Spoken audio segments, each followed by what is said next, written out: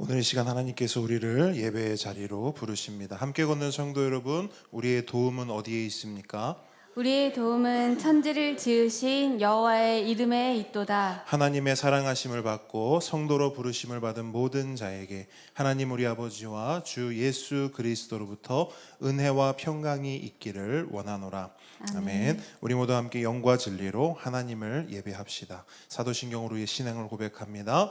전능하사 천지를 만드신 하나님 아버지를 내가 믿사오며 그 외아들 우리 주 예수 그리스도를 믿사오니 이는 성령으로 잉태하사 동정녀 마리아에게 나시고 본디오 빌라도에게 고난을 받으사 십자가에 못 박혀 죽으시고 장사한 지 사흘 만에 죽은 자 가운데서 다시 살아나시며 하늘에 오르사 전능하신 하나님 우편에 앉아 계시다가 저리로서 산자와 죽은 자를 심판하러 오시리라.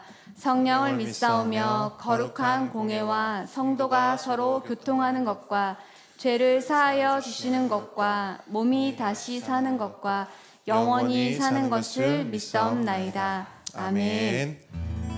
할렐루야. 아멘. 이 시간 우리의 견고한 성로 되시고 우리의 피난처 되시는 우리의 주님을 함께 찬양하며 나아가겠습니다.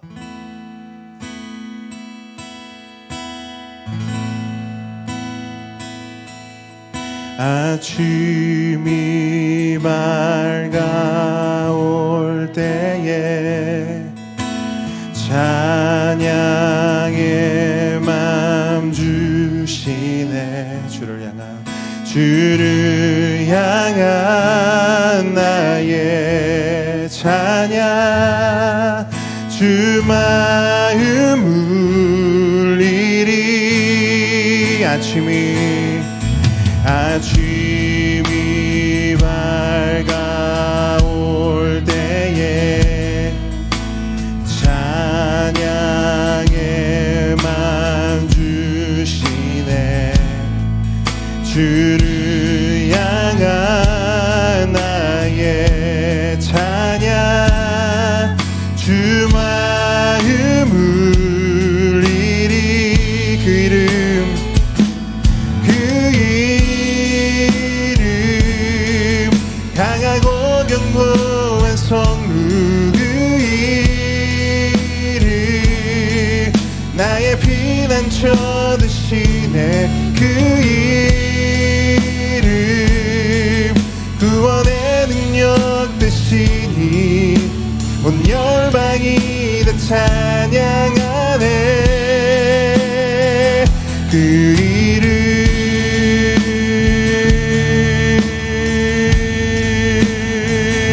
아멘.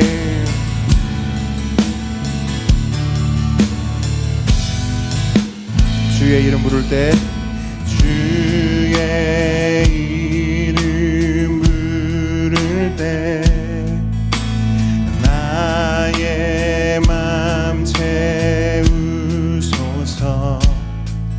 내 삶을 주께 드리며 주 이름 높이리. 한 번 더 고백합니다. 주의 이름 부를 때 주의 이름 부를 때 나의 맘 채우소서. 내 삶을 주께 드리며 주 이름 높이리. 그 이름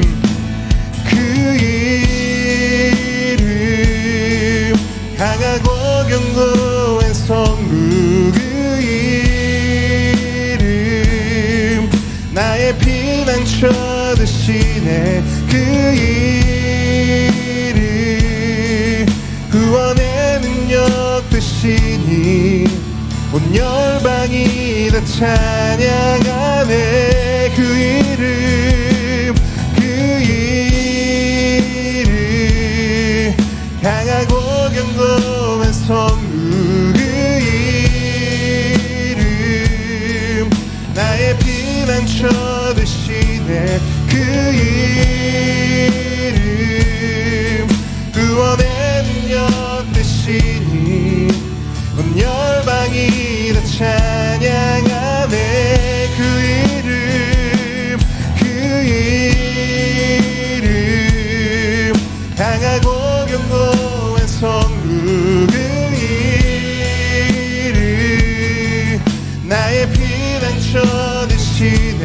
그 이름 구원의 능력 되시니 온 열방이 다 찬양하네. 그 이름 예수 그 이름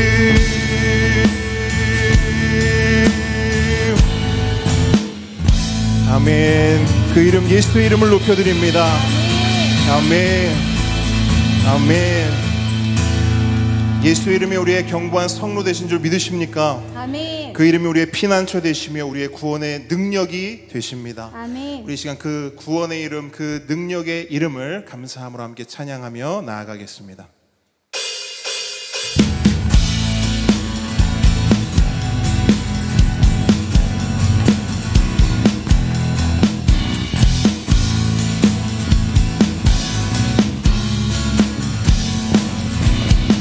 고백합니다. 여호와를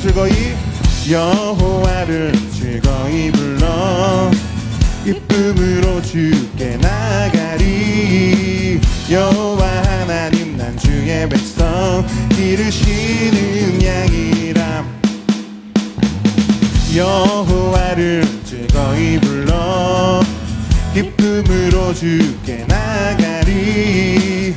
여호와 하나님 난 주의 백성 기르시는 양이라.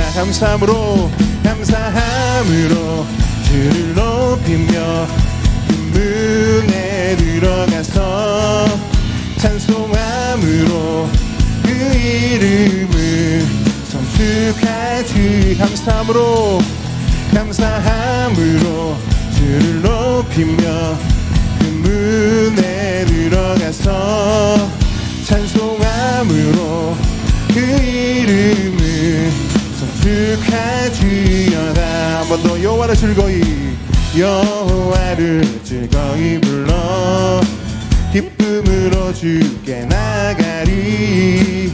여호와 하나님 난 주의 백성 기르시는 양이라. 아멘. 여호와를 즐거이 불러 기쁨으로 주께 나가리. 여호와 하나님 난 주의 백성 기르시는 양이. 감사함으로 주를 높이며 그 문에 들어가서 찬송함으로 그 이름을 성축하지. 감사함으로 주를 높이며 그 문에 들어가서 찬송함으로 그 이름을 성축하지어다. 아멘. 주의 선함과 인자하심이 영원하고 주의 성실하심이 대대에 미치리로다. 감사함으로 주를 높이며 그 문에 들어가서 찬송함으로 그 이름을 성축하지어다. 감사함으로 주를 높이며 그 문에 들어가서 찬송함으로 그 이름을 성축하지어다. 한 번 더 고백합니다. 주의 선함과 인자하심이 영원하고 주의 성실하심 대대에 미치리로다.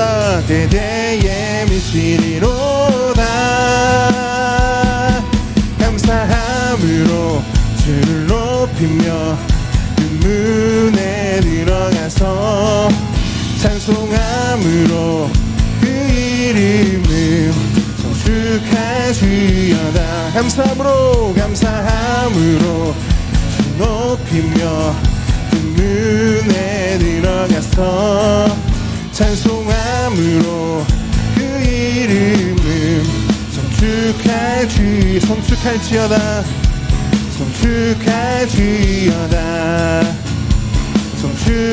송축할지어다.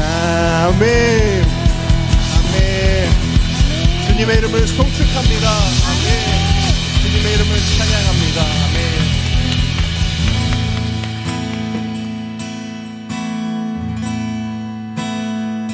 이 시간 마지막으로 우리 예수 그리스도의 복음을 함께 고백하며 찬양하며 나아가길 원합니다.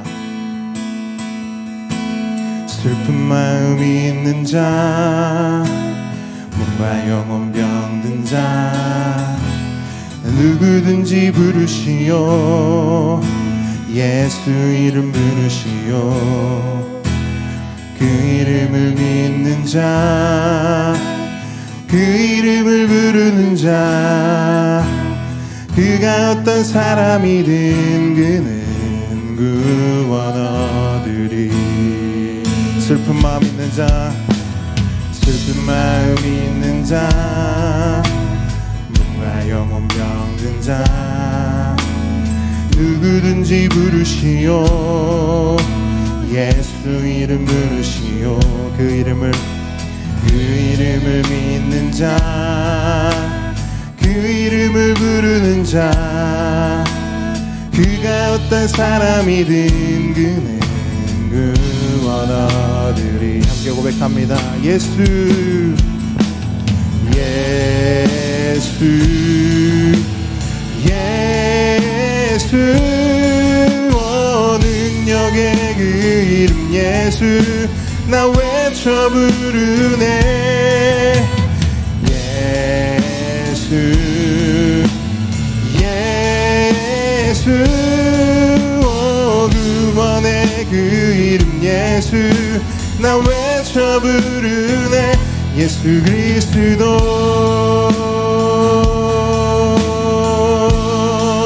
은과 금 내게 없으나 나 가진 건 너에게 주니. 능력의 이름 예수라. 그 이름을 붙드시오. 그 이름을 믿는 자, 그 이름을 외치는 자, 그가 어떤 사람이든 그는 주의 영광 보리라. 예수 예수 예수, 능력의 그 이름 예수, 나 외쳐 부르네. 예수 예수, 구원의 그 이름 예수, 나 외쳐 부르네. 예수 그리스도. 한 번 더 고백합니다. 은과 금 내게 없으나, 은과 금 내게 없으나 나 가진 건 너에게 주니. 능력의 이름 예수라. 그 이름을 붙드시오. 그 이름을 믿는 자, 그 이름을 외치는 자, 그가 어떤 사람이든 그는 주의 영광 보리라. 예수 예수 예수, 능력의 그 이름 예수, 나 외쳐 부르네. 예수 예수, 구원의 그 이름 예수, 나 외쳐 부르네. 예수 그리스도. 예수 예수 예수 예수, 능력의 그 이름 예수, 나 외쳐 부르네. 예수 예수, 구원의 그 이름 예수, 나 외쳐 부르네. 예수 그리스도.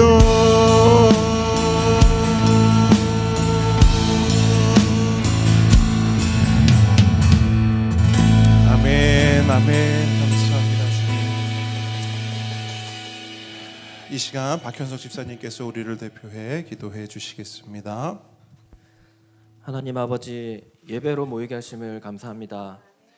6일을 각자의 자리에서 삶으로 주님을 찬양하였고 주님의 날에는 성회로 모여 주님께 영광 돌립니다.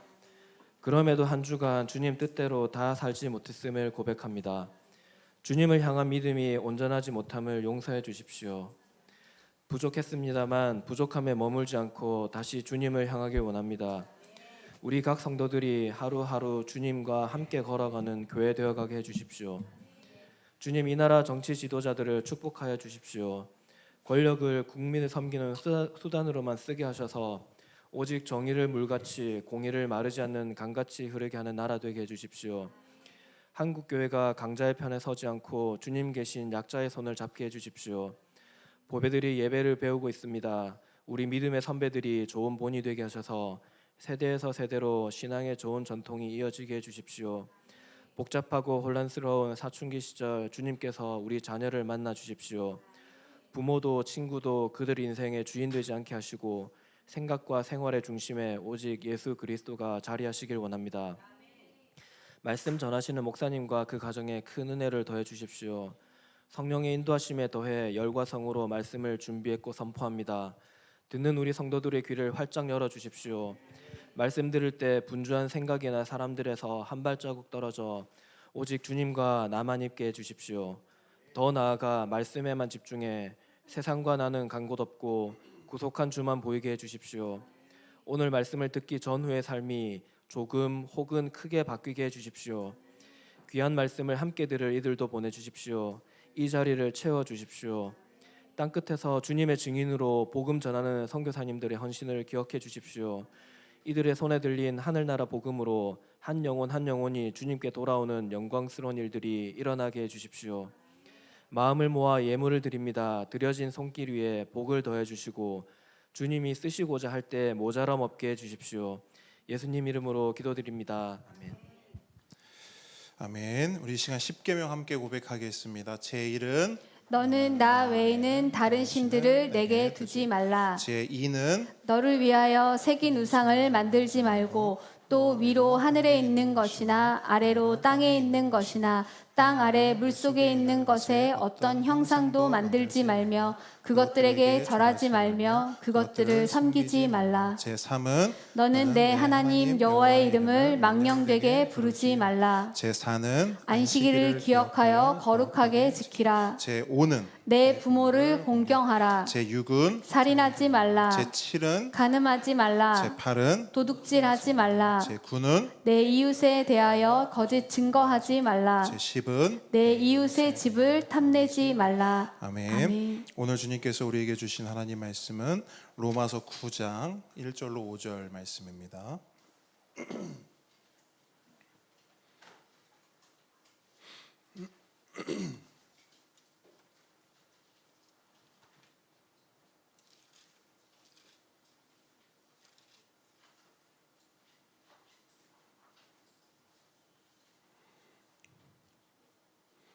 로마서 9장 1절로 5절 말씀 우리 한 목소리로 함께 읽습니다. 시작. 내가 그리스도 안에서 참말을 하고 거짓말을 아니하노라. 나에게 큰 근심이 있는 것과 마음에 그치지 않는 고통이 있는 것을 내 양심이 성령 안에서 나와 더불어 증언하노니 나의 형제 곧 고륙의 친척을 위하여 내 자신이 저주를 받아 그리스도에게서 끊어질지라도 원하는 바로라. 그들은 이스라엘 사람이라. 그들에게는 양자됨과 영광과 언약들과 율법을 세우신 것과 예배와 약속들이 있고 조상들도 그들의 것이요 육신으로 하면 그리스도가 그들에게서 나셨으니 그는 만물 위에 계셔서 세세의 찬양을 받으실 하나님이시니라. 아멘. 겸손과 순종의 마음으로 오늘 이 말씀 함께 받도록 하겠습니다. 먼저 화면에 PPT 한번 보여주시겠습니까? 우리 지난주 함께 살펴봤던 로마서 핵심 키워드인데요.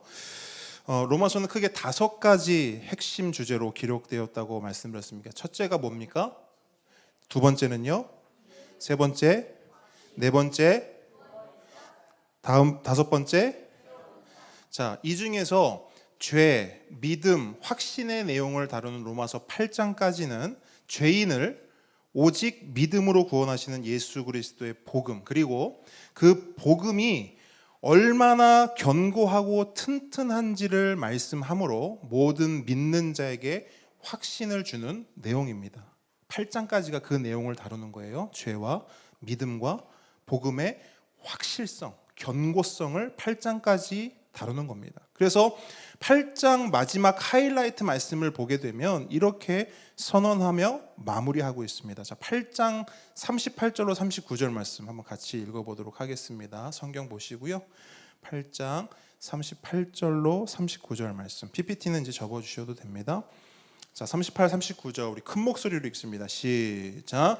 내가 확신하노니 사망이나 생명이나 천사들이나 권세자들이나 현재일이나 장래일이나 능력이나 높음이나 깊음이나 다른 어떤 피조물이라도 우리를 우리 주 그리스도 예수 안에 있는 하나님의 사랑에서 끊을 수 없으리라. 아멘. 자, 이것은 무엇을 말하고 있습니까? 하나님이 선택하시고 부르신 자들, 그래서 믿음을 주시고 그 믿음으로 예수를 믿고 구원받은 모든 자들은 절대 하나님의 사랑에서 끊어질 수 있다 없다? 없다라는 거예요. 근데 여러분, 왜 그럴까요? 그 이유가 뭘까요? 왜 하나님의 사랑에서 절대 끊어질 수 없다라고 바울은 말하는 것일까요? 그 이유는 저를 따라합니다. 구원은 내가 하나님을 잡은 것이 아니라 하나님께서 나를 잡은 것이기 때문이다. 여러분, 이 말을 잘 기억하셔야 돼요. 만약에 내가 하나님을 잡은 것이라면, 저를 한번 보세요. 제 손을 보세요. 제가 하나님을 잡았어요. 근데 제가 손에 힘이 빠지는 거예요. 혹은 어느 날 내가 의지가 없어졌어. 나 하나님 필요 없어. 나 하나님 잡지 않을 거야. 의지가 없어졌어요. 그래서 하나님을 놓아버린단 말이에요. 그럼 어떻게 되는 거예요? 나는 구원을 잃게 되는 거예요. 하나님께서 끊어지게 되는 겁니다. 어떻게 했을 경우? 내가 하나님을 잡았을 경우에는. 그런데 구원은 내가 하나님을 잡은 것이 아니라 하나님께서 나를 잡으신 거예요. 내가 하나님을 선택한 것이 아니라 하나님께서 나를 선택하신 겁니다. 그 말씀이 8장 30절에 선명하게 기록되어 있어요. 로마서 8장 30절로 한번 올라가 볼게요. 8장 30절 읽습니다. 시작. 또 미리 정하신 그들을 또한 다시 한번 읽을게요. 시작. 또 미리 정하신 그들을 또한 부르시고 부르신 그들을 또한 의롭다 하시고 의롭다 하신 그들을 또한 영화롭게 하셨느니라. 자, 무슨 말이냐면 하나님이 미리 정하여 선택하고 부르신 자들은 하나님께서 그를 의롭다 하실 뿐 아니라 그를 영화롭게까지 하신다는 거예요. 한마디로 하나님은 한 번 선택한 사람은 끝까지 절대로 놓치지 않으신다라는 겁니다. 근데 그게 언제까지냐? 따라합니다. 영원까지. 좀 쉽게 할까요? 한 번 더 따라합니다. 천국 갈 때까지. 이게 로마서 8장까지 우리에게 주는 복음의 확실성, 견고성입니다. 그러므로 어떻게 신앙생활을 하라고 바울이 우리에게 말하고 있는 거냐면 확신을 가지고 신앙생활을 하라는 거예요. 예수를 믿는 자들이요, 구원받은 자들이요, 구원을 잃을까? 하나님께서 나를 놓아버리실까? 걱정하지 말고 확신 가운데 믿음으로 살아가라는 것입니다. 이것이 8장까지의 내용이고 결론입니다. 그런데 그렇게 8장이 이제 마무리됐어요. 그러면서 이제 오늘 9장 말씀으로 넘어오는데 마치 반전 드라마처럼 바울이 쓴 이 편지의 내용과 흐름이 확 바뀌어버려요. 방금 전까지는 분명히 복음의 확실성과 그 확실성 때문에 누리는 큰 감격과 기쁨을 이야기했어요. 그런데 편지 한 장을 넘겨서 9장에 들어서자마자 바울이 뭘 얘기하냐? 갑자기 큰 근심과 고통을 이야기해요. 자, 1절로 2절 말씀 오늘 본문인데요. 한번 같이 읽겠습니다. 시작. 내가 그리스도 안에서 참말을 하고 거짓말을 아니하노라. 나에게 큰 근심이 있는 것과 마음에 그치지 않는 고통이 있는 것을 내 양심이 성령 안에서 나와 더불어 증언하노니. 아멘. 여러분, 바울은 왜 갑자기 자신의 근심과 고통을 이야기할까요? 그 이유를 알려면 당시 로마 교회의 상황을 알 필요가 있습니다. 지난주에도 설명드렸지만 로마서는 편지입니다. 어디로 보낸 편지죠? 로마, 그죠? 로마에 있는 교회, 로마에 있는 성도들에게 보낸 편지가 바로 로마서예요. 근데 당시 로마 교회에는 독특한 특징이 있었습니다. 어떤 특징이냐면 교회 성도들 대부분이 이방인들이었다는 거예요.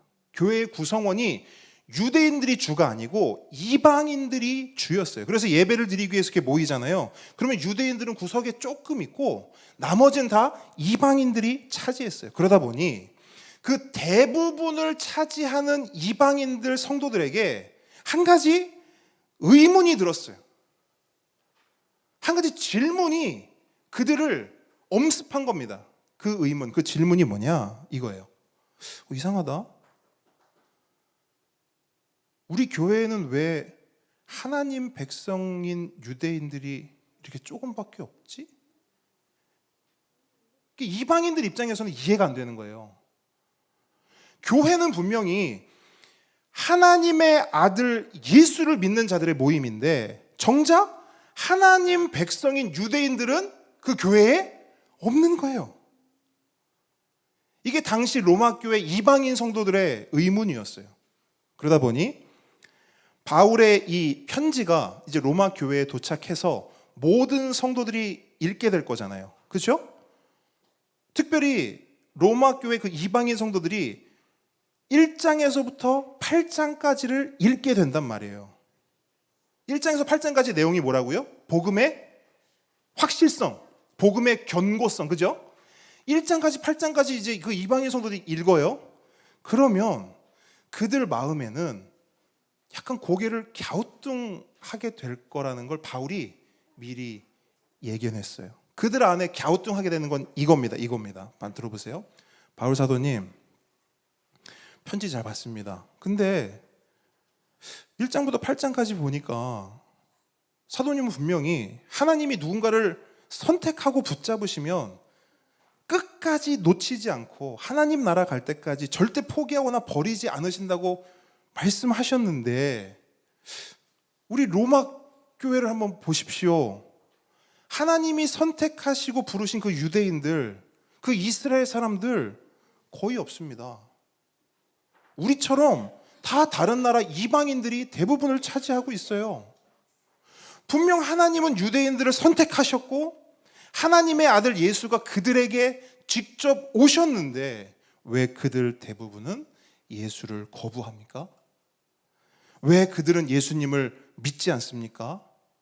혹시 바울 사도님이 말씀하신 것과 다르게 하나님의 선택이, 하나님의 구원이 실패하거나 철회될 수도 있는 거 아닙니까?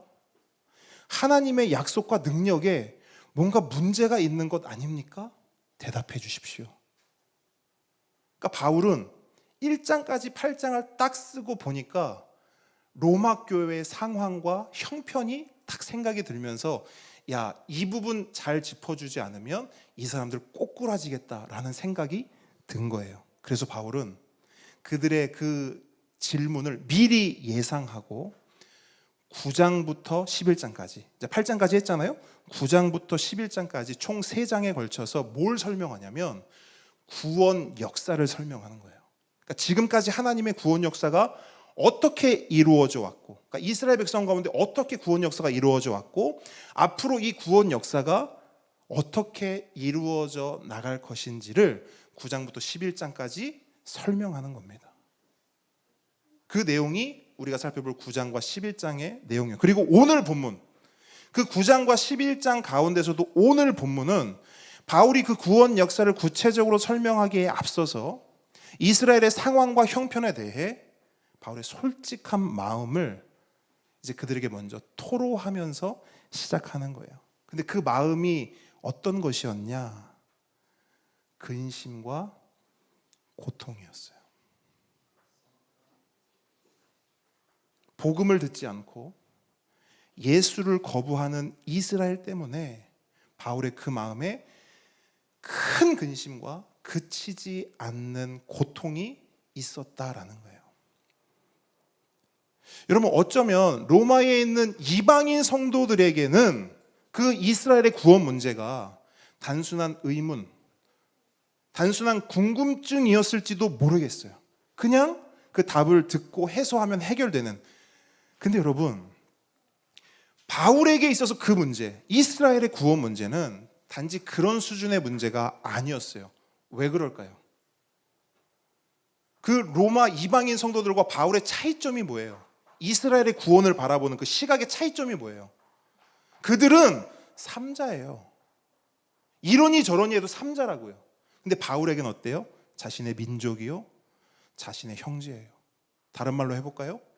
이스라엘의 구원 문제는 바울에게 있어서 가족의 문제였어요. 내 핏줄의 문제였다고요. 그러니까 그 시각이 같아요, 달라요? 다를 수밖에 없는 거예요. 그래서 바울에게는 이 이스라엘의 구원 문제가 강 건너 불구경하듯이 그렇게 할 수 있는 문제가 아니었어요.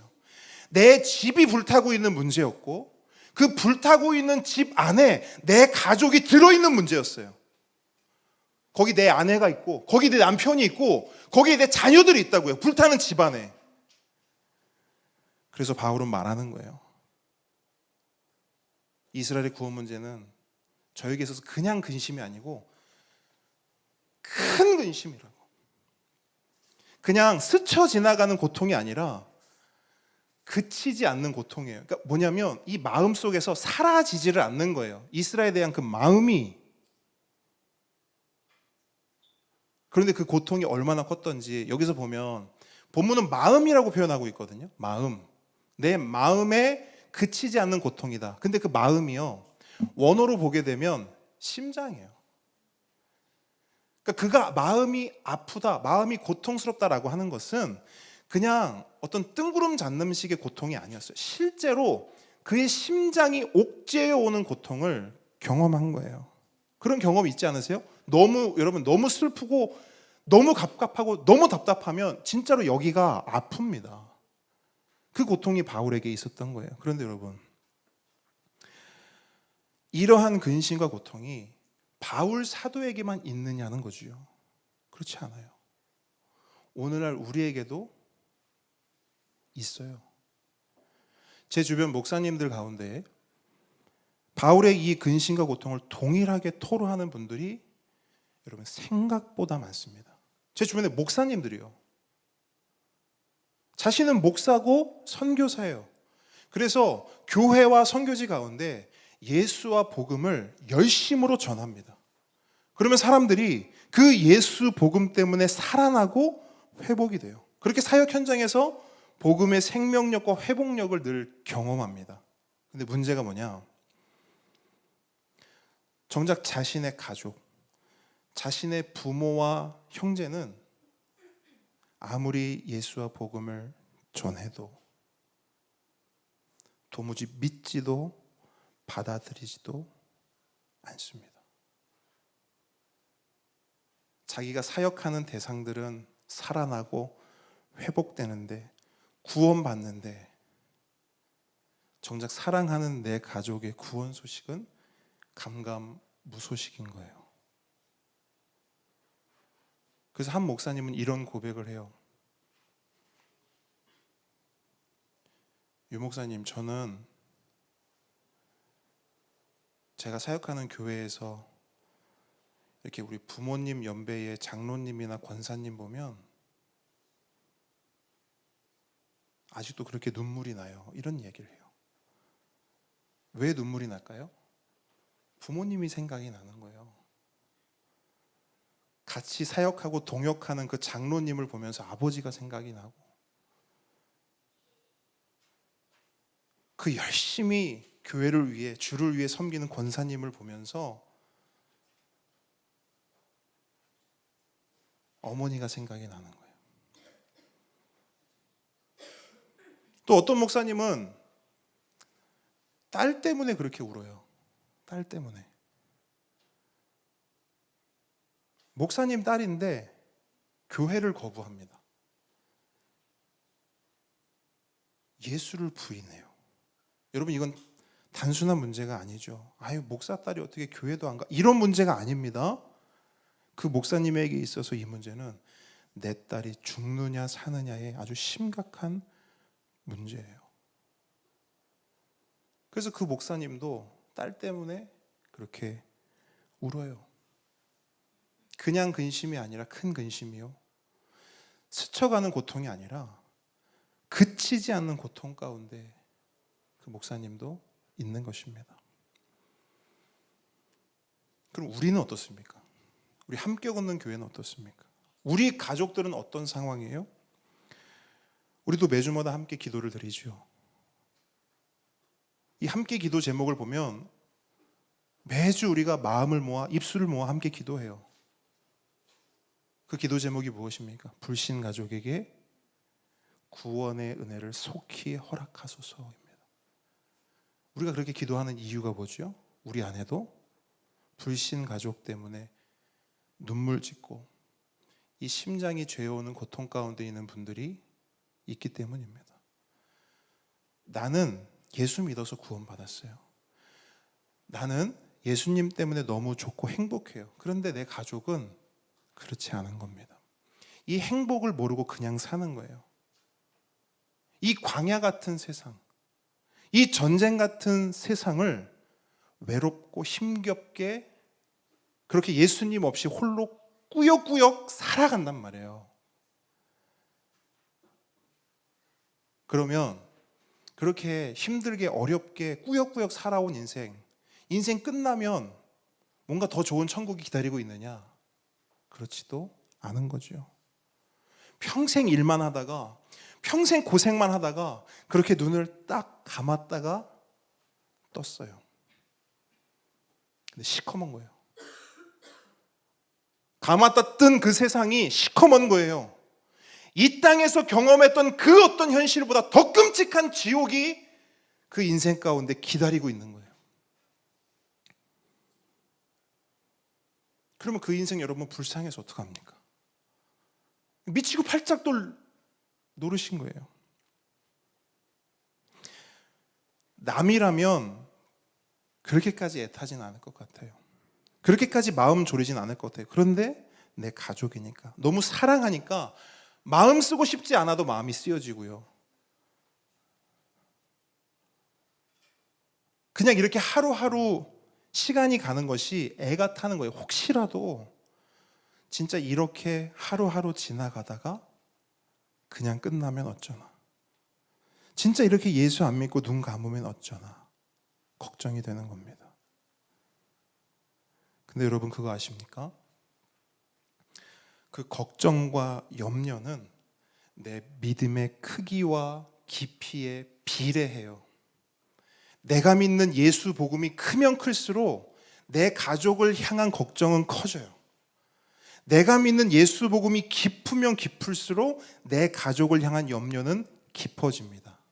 그 이유가 뭔 줄 아십니까? 예수를 믿음으로 주어지는 복과, 잘 들으세요, 예수를 믿음으로 주어지는 복과 예수를 믿지 않았을 때 주어지는 저주가 뭔지를 너무나 분명하고 선명하게 알기 때문이에요.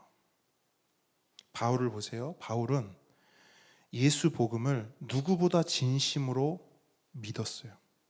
그래서 바울은 너무나 잘 알았어요. 뭘 잘 알았냐? 예수 믿었을 때 주어지는 복이 뭔지, 반대로 예수를 믿지 않았을 때 주어지는 저주가 뭔지, 그걸 너무 잘 알았어요, 바울은. 그래서 바울이 뭐라고 이야기하냐면 3절인데요. 3절 말씀 한번 보세요. 3절. 3절 말씀 한번 같이 읽어보겠습니다. 바울의 말이에요. 시작. 나의 형제 곧 고륙의 친척을 위하여 내 자신이 저주를 받아 그리스도에게서 끊어질지라도 원하는 바로라. 아멘. 무슨 말입니까? 내 형제, 내 민족, 내 가족이 예수를 믿을 수만 있다면 그 어떤 저주라도 대신 받겠다는 거예요. 설령 그 저주가 예수 그리스도에게서 끊어지는 저주라 할지라도, 설령 그 저주가 내 구원이 취소되고 내가 지옥에 가게 되는 그런 참담한 저주라 할지라도, 내 가족이 예수를 믿을 수만 있다면, 내 가족이 예수를 믿어 하나님 나라 천국에 들어갈 수 있다면 뭐든지 하겠다는 겁니다. 이런 결단과 각오, 이런 고백이 어디서 나오는 거예요? 확신. 천국이 뭔지, 지옥이 뭔지를 너무 잘 아는 거예요. 예수를 믿음으로 얻어지는 복이 뭔지, 예수를 믿지 않음으로 주어지는 저주가 뭔지를 너무 잘 알기 때문에 이렇게까지 말하는 거예요. 그러니까 그 지옥, 내 가족을 보내느니 내가 대신 가겠다는 겁니다. 전에요, 우리 은서가 손에 화상을 심하게 입은 적이 있어요. 아마 아시는 분들은 아실 거예요. 근데 급하게 화상병원을 갔어요. 근데 갔는데 선생님이 그 상태를 보자마자 지금 당장 수술을 받아야 된다는 거예요. 그러니까 화상 부위가 너무 깊어서 그 부위를 지금 다 긁어내지 않으면 이 손가락 다 썩는다는 거예요. 그때 은서 나이가 2돌 전이니까 한 18개월 정도 됐을 때예요.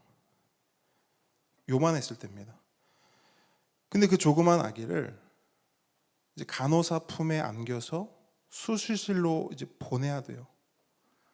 근데 제 마음, 엄마 마음이 어땠을까요? 이건 미치고 펄쩍 뛰는 거예요, 여러분. 그 장면이 아직까지 생각되는데, 그때 심정, 그때 마음이 어떠냐면, 그게 얼마나 아프고 힘들지를 아니까 그냥 이 마음밖에 없어요. 차라리 내가 대신 아프고 내가 대신 저 수술실 들어갔으면 좋겠다. 그 고통, 그냥 내가 어떤 고통이어도 좋으니까 내가 대신 받았으면 좋겠다. 이거밖에 없는 거예요. 그 작은 아기를 그 수술실로 보낼 수가 없는 겁니다. 바울의 마음도 이런 마음이었어요. 이런 마음이었어요. 이 애타는 마음이었어요. 그런데 여러분, 이 세상에는 마음은 굴뚝 같은데 그 마음대로 못하는 것이 너무나 많습니다. 마음은 정말 원해요. 하지만 할 수 없는 게 너무 많습니다. 생각해 보세요. 제가 의사 선생님께 말하는 거예요. 선생님, 제가 우리 애 대신 아프고 싶습니다. 제가 대신 수술을 받게 해주십시오. 라고 하면서 제가 수술실 들어갈 수 있습니까? 없습니까? 없어요. 그럼 불가능해요. 그럼 이건 어떻습니까? 바울이 하나님께 기도해요. 하나님, 내 가족 대신 제가 대신 저주받고 싶습니다. 저를 대신 생명책에서 지워주십시오. 마치 모세가 했던 말처럼 그 생명책에서 내 이름 지워주시고 우리 가족들 거기에 올려주십시오. 이거 가능할까요? 더더욱 불가능해요. 그럴 수 없어요. 그럼 여러분께 묻습니다. 그러면 여러분, 바울은 이 사실을 알았을까요? 몰랐을까요? 알았어요. 바울도 알았어요. 근데 바울은 이 고백을 굳이 한단 말이에요. 그럼에도 불구하고 이 고백을 하나님께 올려드린단 말이에요. 그 저주 제가 대신 받게 해주십시오. 제가 대신 지옥 가겠습니다. 그럼 이 말을 바울은 왜 했을까요? 그만큼 간절하다는 거예요. 자기 민족, 자기 형제, 자기 가족의 영혼 구원이 너무나 간절하고 너무나 절실하기 때문에 이 고백을 할 수밖에 없었던 겁니다. 그러니까 바울에게, 오늘 본문을 보면 바울에게 이 간절함과 절실함이 있었어요. 그래서 바울은 이 간절함과 절실함을 가지고 뭘 하는가? 내가 할 수 있는 거 아무것도 없구나. 내가 대신 할 수 없구나. 그러면서 좌절하고 포기한 것이 아닙니다. 바울은 오히려 그 반대를 선택해요.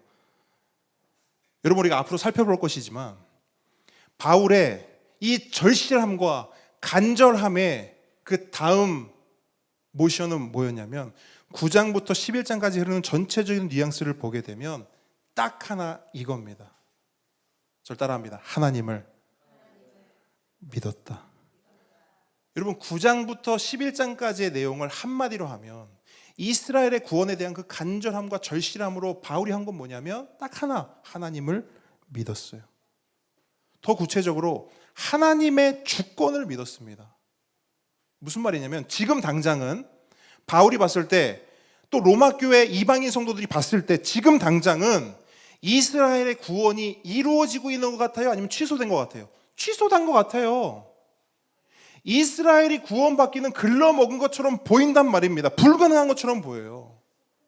그래서 바울도 근심하고 신음하고 그 마음에 그치지 않는 고통으로 눈물 흘리고 있었어요. 하지만 바울은 근심과 고통이 있었지만 거기서 좌절하고 포기했던 게 아니에요. 그럼 뭘 하느냐? 하늘을 보는 거예요. 하나님을 믿는 겁니다. 하나님의 주권을 신뢰한 거예요. 그래, 나는 할 수 없지만 하나님은 하실 수 있어. 내가 믿는 하나님은 계속해서 구원 역사를 이루어 가실 것이고 미리 정하여 선택하고 부르신 자들을 끝까지 놓지 않으실 거야 라고 하는 그 믿음의 고백으로 하나님께 나아간 거예요. 그게 오늘 본문 1절부터 5절까지의 그 바울의 모습을 너무나 선명하게 보여주고 있어요. 그래서 저는 오늘 본문을 보면서 여러분 시편 말씀이 떠올랐어요. 시편의 장르 가운데 탄식시가 있지 않습니까? 그죠? 탄식시가 있는데 탄식시의 특징이 뭐죠? 눈물로 시작해서 찬양으로 끝나는 거예요. 그게 탄식시의 특징이에요. 오늘 본문이 딱 그래요. 1절부터 3절을 보면요, 바울의 고통과 눈물이 스며져 있어요. 그런데 4절로 5절을 보면 갑자기 그 고통과 눈물이 뭘로 바뀌냐면 찬양으로 바뀌는 거예요. 한번 읽어볼까요? 4절과 5절 시작. 그들은 이스라엘 사람이라. 그들에게는 양자됨과 영광과 언약들과 율법을 세우신 것과 예배와 약속들이 있고 조상들도 그들의 것이요 육신으로 하면 그리스도가 그들에게서 나셨으니 이는 만물 위에 계셔서 세세의 찬양을 받으실 하나님이시니라. 아멘. 여러분, 바울은 알았어요. 자신의 형제와 가족 구원을 위해 자신이 할 수 있는 거 아무것도 없다고. 모든 주권, 모든 주도권이 오직 하나님께 있다는 것을 누구보다 바울이 잘 알았어요. 그래서 바울은 그저 하나님을 믿었습니다. 하나님을 신뢰했어요. 그 믿음과 신뢰의 표현이 뭔 줄 아세요? 따라합니다. 찬양. 여러분, 우리의 믿음과 하나님을 향한 신뢰가 무엇으로 표현돼요? 여러분, 믿음은 사실은 보이지 않죠. 하나님을 향한 신뢰, 우리의 눈으로 확인할 수 없어요. 근데 뭘로 표현할 수 있느냐? 찬양으로 표현하고 보여줄 수 있는 거예요. 그래서 찬양은 아무나 할 수 있는 게 아니에요. 하나님을 믿고 신뢰하는 사람만 할 수 있는 거. 그게 바로 찬양입니다. 나는 못하지만 하나님은 하십니다. 나는 능력 없지만 하나님은 전능하십니다. 나는 불가능하지만 하나님은 가능케 하십니다. 여러분, 우리가 고백하는 찬양의 가사들을 보세요. 다 이런 고백들 아닌가요? 네, 찬양은 믿음과 신뢰의 표현이에요. 그러므로 함께 걷는 성도 여러분, 하나님을 믿고 신뢰하십시오. 특별히 가족 구원에 대한 절대 주권이 오직 하나님께 있음을 믿고 신뢰하십시오. 그리고 그 믿음과 신뢰를 가지고 하나님을 찬양하십시오. 그렇게 하시겠습니까? 아멘. 여러분 아멘 하셨어요. 그런데 우리가 잘 아는 것처럼 우리는 참 연약한 존재라 하나님을 찬양하겠습니다. 가족 구원에 대해서 하나님만 믿고 하나님만 신뢰함으로 찬양하겠습니다라고 결단하고 고백해도 그 고백과 결단대로 살 수 있는 우리가 그런 존재입니까? 그렇지 않아요. 마음 같아서는 늘 찬양만 하고 싶죠. 늘 믿고 신뢰하고 싶어요. 그런데 우리 삶이 그렇지 않아요. 우리의 존재가 그렇게 견고하고 튼튼하고 대단치 않습니다. 그런 우리를 위해서, 그런 우리의 존재를 위해서 여러분 오늘 이 시간 이 세 가지를 여러분 반드시 기억했으면 좋겠어요. 첫 번째 기억할 것은 뭐냐면 가족 구원 문제 때문에 우리가 눈물 지을 때 있잖아요. 슬플 때 있잖아요. 그때는 어떻게 하시면 되냐면 그냥 우십시오. 어떻게 하라고요? 우세요. 지금 이 자리에서는 찬양이 나올 수 있어요. 아까 말했죠? 찬양하겠습니다. 고백했단 말이에요. 이 자리에서는 그렇게 고백할 수 있단 말이에요. 그런데 집에 돌아가서 우두커니 있으면 그 찬양 잘 나오지 않습니다. 눈물이 나오지 찬양이 나올 때 그렇게 많지 않아요. 그럼 그때는 어떻게 해야 되는가? 목사님이 찬양을 했는데, 하나님이 믿음과 신뢰로 찬양을 했는데 어떡하지? 그것도 좋지만 눈물이 나올 땐 일단 우세요. 왜 울어야 되는가? 그 눈물은 그냥 눈물이 아니기 때문이에요. 그 눈물은 증거의 눈물입니다. 그럼 어떤 증거인 줄 아세요? 저 영혼을 위해서 내가 울 수 있다는 것은 아직 내가 저 영혼을 포기하지 않았다는 증거예요. 아까 제가 말씀드렸던 목사님들 있잖아요. 목사님들이 왜 이렇게 울까요? 믿음이 없어서, 하나님을 신뢰하지 못해서. 무슨 목사님들이 저래? 하나님을 믿고 좀 찬양하고 그래야지. 뭐 이렇게 목사님들이 딸 때문에 울고 아버지 때문에 울고. 왜 그러는 거야? 과연 그럴까요? 아니요, 그렇지 않아요. 목사님들이 우는 이유 다른 거 아닙니다. 그 영혼을 아직 포기하지 않았기 때문이에요. 바울도 말하잖아요. 마음에 그치지 않는 고통과 아픔, 눈물이 있었다고. 아니, 하나님을 믿는데 신뢰하는데 왜 고통이 있습니까? 왜 눈물이 있어요? 계속 찬양만 해야죠. 바울이 우리에게 그렇게 말했잖아요. 그런데 그렇지 않다는 거예요. 여러분, 찬양과 눈물은 공존합니다. 반드시요. 그래서 하나님을 보면서 우린 뭐해요? 찬양해요. 믿음과 신뢰로 하나님을 보면서는 찬양하는 거예요. 그런데 저 영혼을 보면서 뭐해요? 울 수밖에 없는 거예요. 저 영혼을 보면 안타까움과 긍휼함 때문에 울 수밖에 없는 겁니다. 그래서 여러분, 이 둘은 반드시 함께 가야 하고 함께 있을 수밖에 없습니다. 그러므로 하나님을 보면서는 찬양하되 영혼을 보면서는 우는 우리 모두가 되길 주님으로 축복합니다. 두 번째, 이것도 진짜 중요해요. 가족 구원의 문제 때문에 여러분 잘 들으세요. 절대로 자책하지 마십시오. 뭐 하지 말라고요? 여러분, 절대로 자책하지 마십시오. 권면하고 또 권면합니다. 가족 구원 문제 때문에 절대로 자책하지 마세요. 목회를 하다 보면 많은 분들이 이 문제 때문에 시험에 들어요. 이 문제 때문에 교회를 떠나는 분들도 너무 많이 봤어요. 교회를 왜 떠날까요? 왜 시험에 들까요? 가족이 구원받지 못하는 이유와 원인을 어디서 찾는 거예요? 나에게서 찾는 거예요. 나 때문이구나. 내가 노력하지 않고, 내가 더 기도하지 않고, 내가 뭔가를 잘못해서 내 가족이 구원을 받지 못하는 거구나. 분명히 말씀드립니다. 그렇지 않아요. 여러분 때문이 아니에요. 여러분 때문이 아닙니다. 잘 생각해 보세요. 우리가 구원받을 때 열심과 노력으로 구원받았습니까? 다시 묻습니다. 이 자리에 구원받은 자 중에 내 열심과 노력으로 구원받은 사람이 있어요? 기도 많이 해서 구원받은 사람이 있어요? 교회 잘 섬겨서 구원받은 사람 있어요? 없어요. 우리는 한 사람도 빠짐없이 오직 하나님의 은혜로 구원받은 줄 믿습니다. 맞습니까? 나는 은혜로 구원받는데 내 가족은 왜 나의 열심으로 구원받아야 되는 거죠? 맞는 말인가요? 여러분 때문이 아니에요.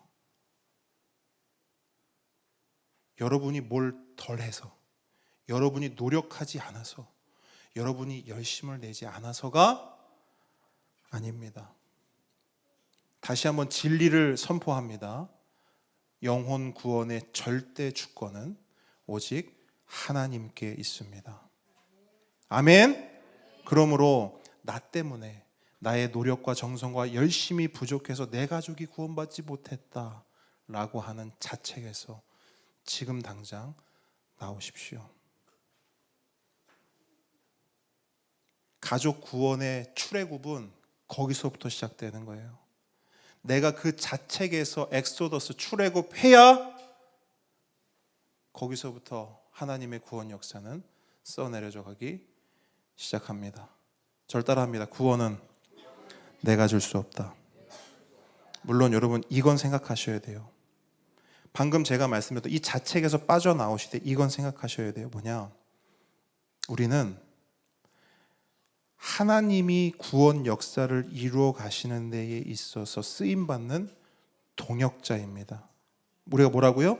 동역자. 그렇기 때문에 우리는 저 영혼을 위해서 최선을 다해 기도하고 열심으로 섬기고 듣든지 아니 듣든지 부지런히 예수 복음을 전해야 합니다. 그게 우리의 역할이에요. 그런데 우리의 역할은 거기까지라고요. 그 다음은 누가 하시는 거예요? 하나님이 하시는 거예요. 하나님 손에 영혼 구원의 주도권이 있어요. 그러므로 마지막 세 번째, 이걸 기억하세요. 가족 구원 문제를 위해서 우리가 할 것은 뭐냐? 따라합니다. 사랑.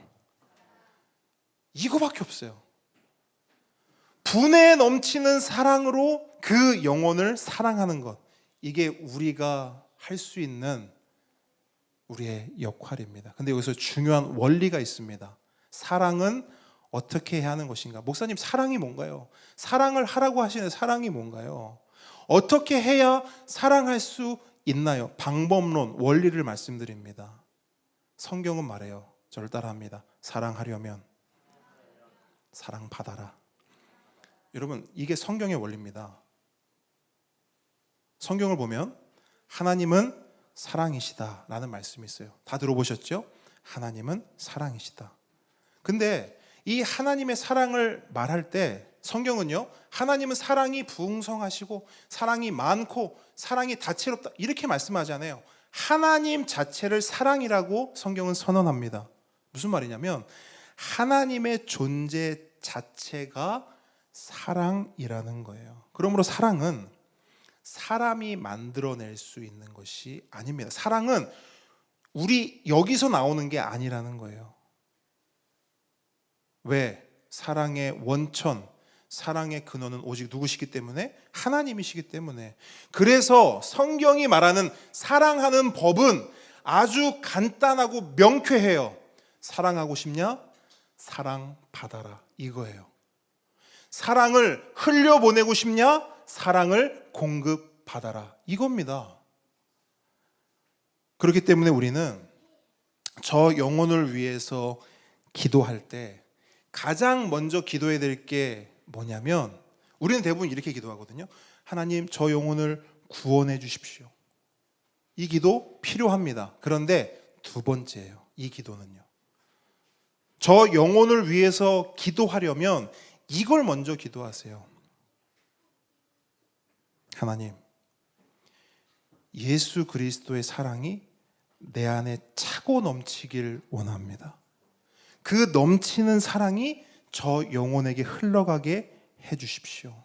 여러분, 이 기도가 가장 선행되어야 할 기도예요. 기억하십시오. 눈물 흘리십시오. 자책하지 마십시오. 그죠? 공급받은 사랑, 분에 넘치는 사랑을 받아 영혼을 사랑하십시오. 여러분, 이 세 가지를 우리 마음에 품고 우리 가족의 영혼 구원을 위해, 그리고 하나님께서 우리 가족들 가운데 쓰어 내려가실 그 구원 역사를 기대함으로 우리 모두가 함께 걸어가기를 주님의 이름으로 축복합니다. 아멘. 함께 찬양하겠습니다.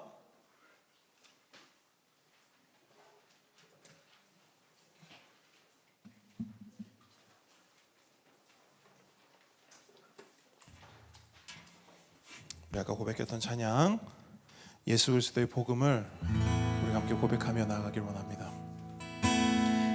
예수의 복음엔 차별이 없습니다. 우리가 은혜로 구원받았듯이 사랑하는 우리 가족도 표현할 수 없는 하나님의 그 은혜로, 그 사랑으로 구원받을 것입니다. 고백합니다. 슬픈 마음이 있는 자, 몸과 영혼 병든 자, 누구든지 부르시오.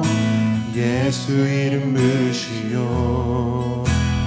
그 이름을 믿는 자, 그 이름을 부르는 자, 그가 어떤 사람이든 그는 구원 얻으리.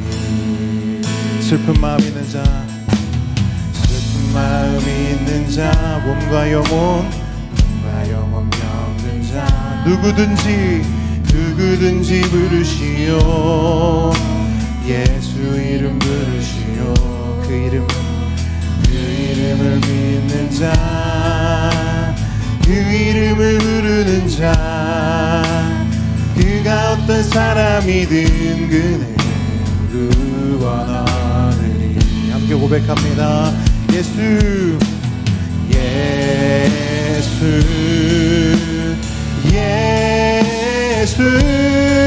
오 능력의 그 이름 예수, 나 외쳐 부르네.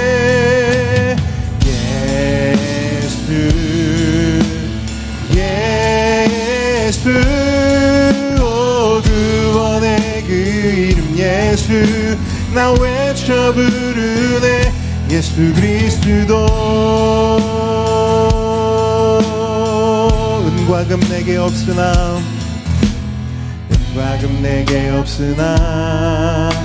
나 가진 건 너에게 주니. 능력의 이름 예수라. 그 이름을 붙드시오. 그 이름을 믿는 자, 그 이름을 외치는 자, 그가 어떤 사람이든 그는 주의 영광 보리라.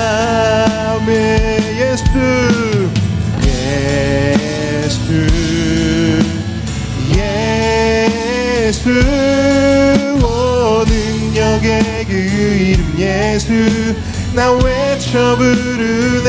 예수 아멘.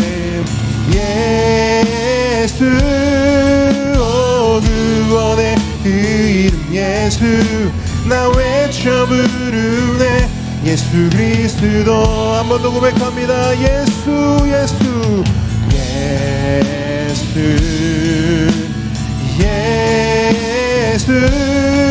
오 능력의 그 이름 예수, 나 외쳐 부르네.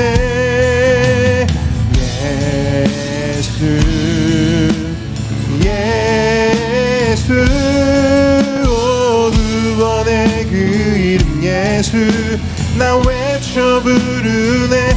예수 그리스도.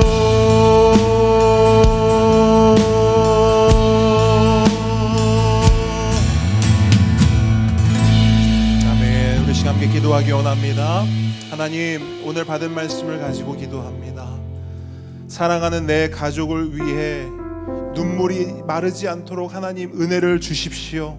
사랑하는 내 가족, 그 사랑하는 가족을 위해 주님께 받은 그 분에 넘치는 사랑을 흘려보낼 수 있도록 그 그 사랑을 전해줄 수 있도록 하나님, 나를 구원 역사의 동역자로, 통로로 하나님 사용하여 주시옵소서. 간절히 바라기는 하나님, 하나님의 은혜가 임할 것을 속히 이루어 주십시오. 기다리는 것이 너무나 힘들고 심장이 조여오는 고통 때문에 너무나 마음이 아픕니다. 속히 이루어 주십시오. 우리 시간 가족 구원을 위하여서, 그 가족을 떠올리며 그 가족을 위하여 우리 시간 함께 기도하며 나아가겠습니다. 기도하겠습니다. 아버지 하나님,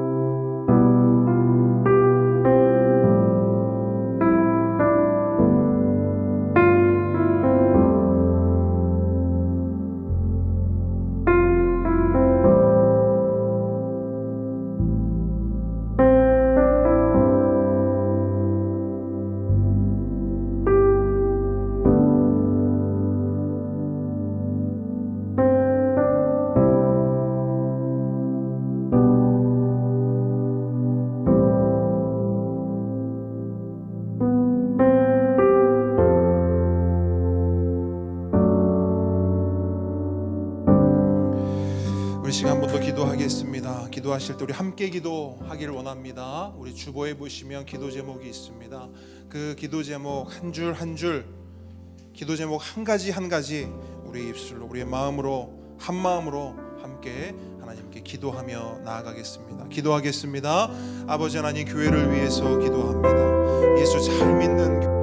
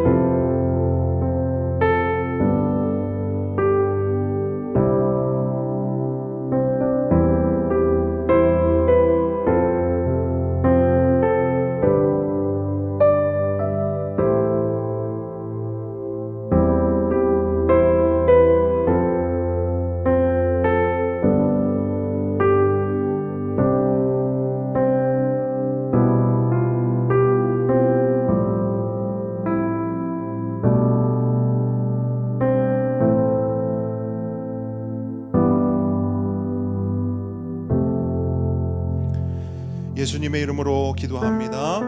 하늘에 계신 우리 아버지여, 이름이 거룩히 여김을 받으시오며 나라의 임하옵시며 뜻이 하늘에서 이룬 것 같이 땅에서도 이루어지이다.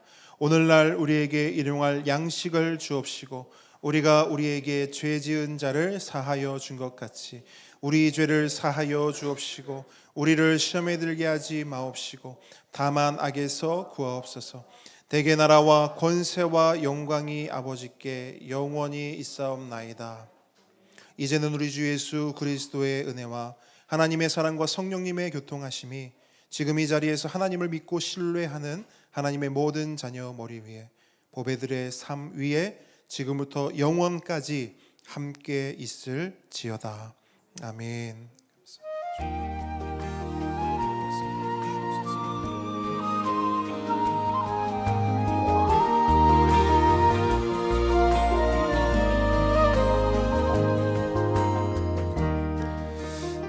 거는 교신 모든 분들 축복하고 환영합니다. 우리 앞뒤 좌우분들 우리 하트 만들어서 사랑합니다, 축복합니다. 우리 인사하고 축복하겠습니다. 사랑합니다. 축복합니다. 네, 적응하셔야 됩니다. 사랑합니다. 축복합니다. 네, 처음에는 다 그렇습니다. 처음에는 얼굴이 붉어지고 처음에는 눈을 마주칠 수 없고, 하지만 시간이 지나면 어느 순간 우리 선생님도 하트를 만들어서 사람들 향해 사랑합니다, 축복합니다를 고백하고 계실 겁니다. 처음엔 다 그렇습니다. 네, 너무너무 감사해요. 그래도 네, 우리 통근통도 계속 진행되고 있습니다. 이제 분열한곡 두 번째 시간 들어가고요. 자, 이제 다음 주, 자 여러분, 제가요 이렇게 목회를 하다 보니까 가끔 이렇게 염려되는 부분들이 있어요. 뭐냐면 지난주에도 뭐였냐면 함께 걷는 봄 소풍 갑니다 이렇게 했거든요. 근데 딱 집에 가서 딱 생각이 드는 게 뭐냐면 혹시 그 다음 주 오늘 캠프 프레이저스 가는 성도님들이 있으면 어떡하지? 이 생각이 드는 거예요. 왜냐면 이게 광고를 하는 사람과 듣는 사람은 온도 차이가 굉장히 심하더라고요. 저는 분명히 잘 전달한다고 했는데 듣는 입장에선 다음 주가 봄 소풍이구나, 그러면 애들하고 같이 캠프 프레이저로 가면 되겠다, 이렇게 하실 것 같다는 생각이 드는 거예요. 근데 다행히 한 분도 캠프 프레이저 가지 않으시고 여기로 오셨습니다. 그런데 여러분, 다음 주는 여기가 아닙니다. 여기 아니에요. 여기 아니고 다음 주는 캠프 프레이저스로 오시는 겁니다. 그래서 카톡방에 캠프 프레이저스 주소를 찍어 드릴 겁니다. 아마 내비에 캠프 프레이저스 치시면 아마 나오실 거예요. 나오긴 하는데 혹시라도 캠프 프리어저스 뭐 이렇게 다른 거 엉뚱한 데 치시고 갈 수 있으니까 주소 확인하시고 오시면 되고요. 1시간 정도 걸립니다. 용원이든 명지든 딱 1시간 거리예요. 그러니까 1시간 정도 걸린다 생각하고 오시면 되는데, 언제까지 오시면 되냐면 10시 30분까지 오시면 됩니다. 캠프 프레이저스로 오시고요. 점심과 저녁은 교회에서 제공을 합니다.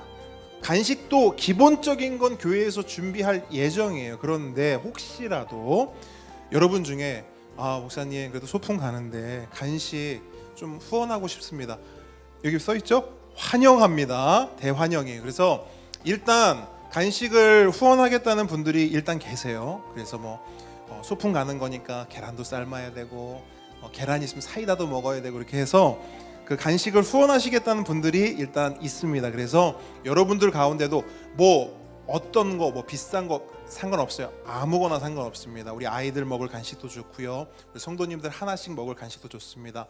어떤 마음이든 기쁨으로 은혜로 섬기고자 원하시는 분들 환영합니다. 자, 그렇게 일단 광고를 드리고요. 그 다음에 가서 놀거리들 있지 않습니까? 어떤 분들은 이제 캐치볼 하겠다는 분들도 있고, 아이들하고 이런 걸 하겠다, 낚시를 하겠다, 여러분들이 있어요. 여러분들이 마음껏 놀거리들을 가지고 오십시오. 그러니까 교회에서 따로 준비한 프로그램은 없습니다. 모여서 자 여러분 오른손 드세요, 왼손 드세요, 이런 거 안 합니다. 그런 거 안 하고 그냥 갔을 때 그냥 이런 생각은 하고 있어요. 그 옛날 그냥 기억을 때려서 수건 돌리기 정도는 한번 해볼 수 있지 않을까, 이런 생각은 하는데 특별히 저희도 따로 준비하진 않겠습니다. 그래서 예배 딱 드리고 나머지는 자유 시간으로, 여러분 평소에 사실은 우리 성도님들 대화를 하고 싶어도 시간들이 많지 않잖아요. 그래서 거기서 길이 너무 좋고요, 그 경치나 풍경 진짜 여러분 가보시면 놀라면 되게 좋아요. 그래서 강 끼고 이렇게 쭉 산책을 하셔도 좋고, 하여튼 마음껏 자유롭게 시간 보내시면 되겠습니다. 그리고 점심은 저희들이 이제 간단하게 먹고 저녁에 이제 바베큐를 먹을 예정입니다. 그래서 혹시라도 늦게라도 오시면 고기 드립니다. 새우 구워드립니다. 하여튼 신발 빼곤 구울 수 있는 거 다 구워서 드릴 테니까 하여튼 여러분 오십시오. 근데 제일 좋은 건 어쨌든 같이 와서 예배 드리고 함께 시간 보내고 식사하는 게 제일 좋을 것 같습니다. 어쨌든 그렇게 하시고, 또 하나, 보배 학교 있을까요, 없을까요? 없습니다. 다음 주는 보배 학교가 없습니다. 그래서 일찍 준비해서 온 가족들이 오시면 되겠습니다. 그리고 또 감사한 소식은 아직까지는 모르겠는데, 우리 오랫동안 그 일 때문에 우리 베드로 형제를 못 만났잖아요. 근데 다음 주에는 시간이 맞아서 다음 주에는 우리 베드로 형제도 함께 하기로 했습니다. 그래서 우리 베드로 형제 오랜만에 교제하고 환영해 주시면 감사하겠습니다. 그리고 원데이 커피 스쿨 여러분 이제 5월 13일에 있는데요. 여러분들 부탁드리기는 여러분 주변에 같이 오실 수 있는 사람들을 미리 말씀해 주시면 감사하겠습니다. 그러니까 한 명, 뭐 2명 이렇게 인원으로 말씀해 주셔도 좋고 그 정확히 어떤 사람이 온다 이렇게 말씀해 주셔도 좋을 것 같습니다. 왜 이 말씀을 드리냐면 50명 온다고 50명 다 할 수 없습니다. 저희들 선착순으로 할 수밖에 없어요. 인원이 한정될 수밖에 없습니다. 그렇기 때문에 일단 우리 성도님들이 이렇게 데려올 수 있습니다라고 하면 그걸 먼저 하도록 하겠습니다. 뭐 나이는 많고 적은 거 상관없어요. 뭐 꼭 아이들이 있어야 되는 아니요, 상관없습니다. 모두가 참여할 수 있고 모두가 할 수 있습니다. 근데 다만 너무 어린 친구들 같은 경우는 부모님이 꼭 함께 해야 됩니다. 그것만 아시고 이렇게 진행을 할 테니까 미리 전도사님께 말씀을 해주시면 좋겠습니다. 그리고 봄소풍 야외 예배 관련해서 궁금한 점도 전도사님께 문의를 해주시면 답을 해드리도록 하겠습니다. 자, 광고가 됐겠죠? 질문 없으시죠? 좋습니다. 자, 이 시간 우리의 고백하고 우리 모든 예배 마치도록 하겠습니다. 아, 좋습니다. 아, 우리 이제 마이크도 이제 킬 줄 알고 켜졌어요? 한번 확인해 보시고 좀 꾹 누르세요. 좋습니다. 나는 교회입니다. 나는 교회입니다. 우리가 교회입니다. 우리가 교회입니다. 예수 잘 믿는 교회가 되겠습니다. 예수 잘 믿는 교회가 되겠습니다. 예수 잘 전하는 교회가 되겠습니다. 예수 잘 전하는 교회가 되겠습니다. 우리 하나님께 감사와 영광의 박수 올려드리겠습니다. 네, 아들 사랑은 아빠 사랑. 네, 멋집니다. 선우님 다음번에 나와서 찍어도 됩니다. 동영상으로 앞에 나와서. 예, 괜찮습니다. 예.